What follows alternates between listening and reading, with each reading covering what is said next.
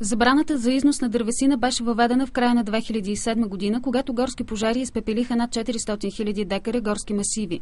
За една година тази мярка даде добри резултати и нейната отмяна би означавала нови огромни загуби на национално богатство, каза Евдокия Манева. Много странно, вижте, че се лансира една мярка от вице-премиера без да има анализ. Ние виждаме, че в момента колегата така малко в ход прави опит да направи анализ, но няма никакви ясни доказателства, че се налага една такава мярка. Един от мотивите на вице-премиера Плугчиева за отпадане на мораториума е, че това ще помогне на българския бизнес да се пребори с икономическата криза.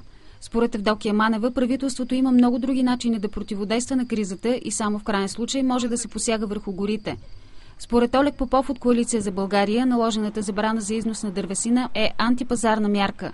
Той споделя опасенията на Евдокия Манева, че нейната отмяна може да предизвика нови умишлени палежи, но подчерта, че това може да стане при внимателно планирана от държавата на добива на дървесина. При една много отговорна държавническа политика, икономическа и дори тук вече може да се каже, че всичките неща трябва да бъдат планирани за един по-краткосрочен и дългосрочен период, планиране на ползването, необходими потребности за вътрешния пазар, възможности за експорт на дървесина. Предложената поправка в Закона за горите предвижда да отпадне забраната за износ на дървесина в страните извън Европейския съюз. Тя беше оповестена при подписването на договор за реформиране на горския сектор от вице-премиера Меглена Плугчиева с австрийска фирма.